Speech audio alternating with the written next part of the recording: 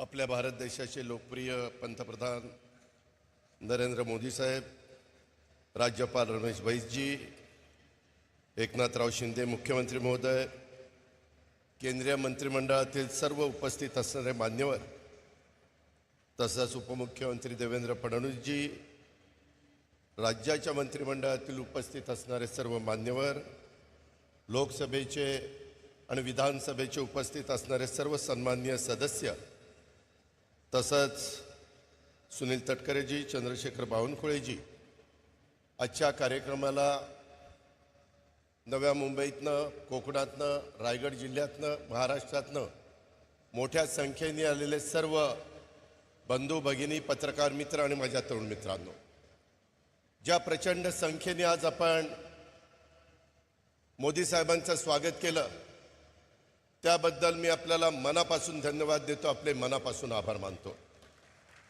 आज का दिन देश और महाराष्ट्र के लिए काफ़ी महत्वपूर्ण दिन है। आज युगपुरुष छत्रपति शिवाजी महाराज को स्वराज्य की प्रेरणा देने वाली हमारी राजमाता जिजाबाई की जयंती है और आज के ही दिन स्वामी विवेकानंद जी की जयंती है। मैं दोनों को नमन करता हूँ। राजमाता जिजाबाई ने छत्रपति शिवाजी महाराज को न सिर्फ स्वराज्य की प्रेरणा दी बल्कि उन्हें अच्छे संस्कार दिए और इन्हीं संस्कार और मार्गदर्शन से छत्रपति शिवाजी महाराज नारी शक्तिदूत एवं का उद्घाटन हो रहा है। इससे ज़्यादा खुशी क्या हो सकती है। तो 2014 साल में मैं जब मोदी जी ने देश की कमान संभाली तब उन्होंने जिस एक बात पर सबसे ज़्यादा ध्यान दिया था वो बात थी नारी शक्ति का सशक्तिकरण और देश की माँ और बहनों के जीवन में बदलाव के लिए उन्होंने कई सारी परियोजना शुरू की। उज्ज्वला योजना इसी का सबसे बड़ा उदाहरण है। उज्ज्वला से महिलाओं के जीवन में उजाला लाने का काम हुआ है। आज यहाँ मुंबई शहर को रायगढ़ जिले के जोड़ने वाले स्वर्गीय अटल बिहारी वाजपेयी का अटल सागरी सेतु का उद्घाटन हुआ है।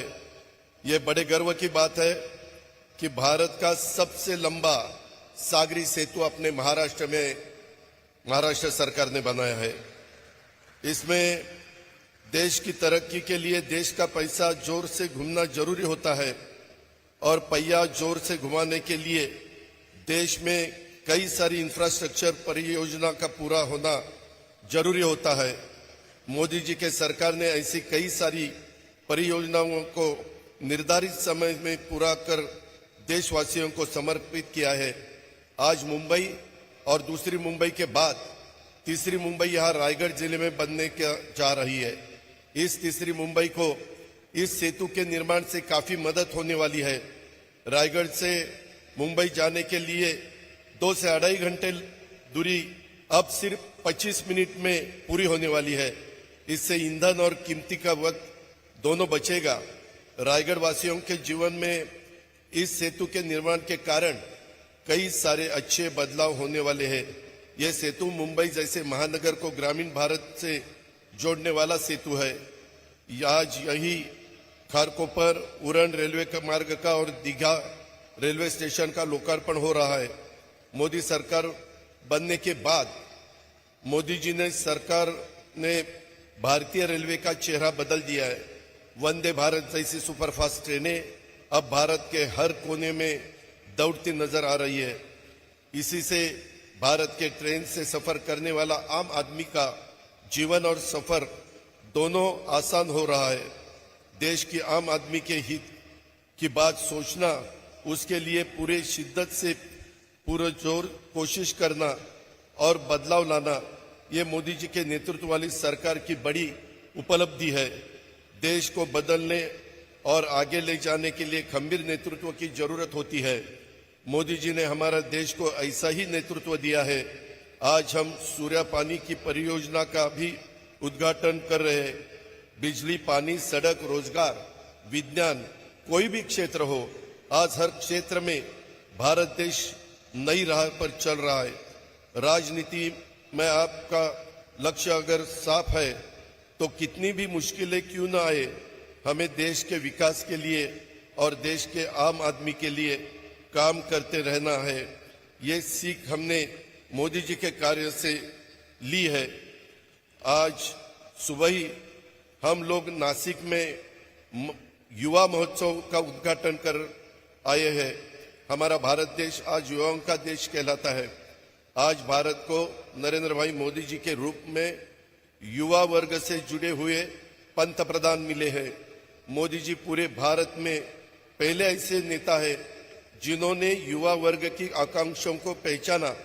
युवा वर्ग के सपने को साकार करने के लिए मोदी जी की सरकार ने स्टार्टअप इंडिया जैसे उपक्रम शुरू किए।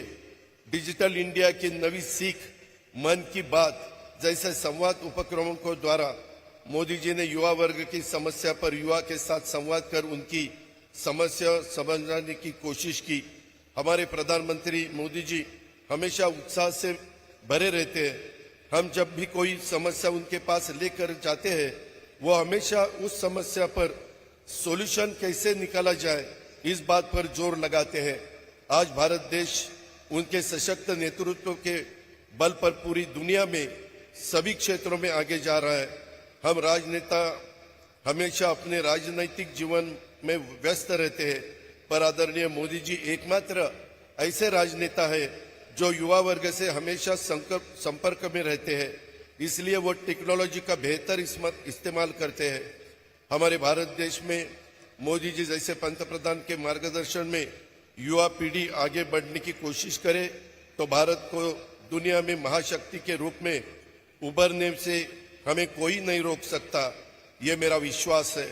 आने वाले 4 साल में मोदी जी के नेतृत्व में हमारे देश ने 5 ट्रिलियन की अर्थव्यवस्था बनने का लक्ष्य रखा है।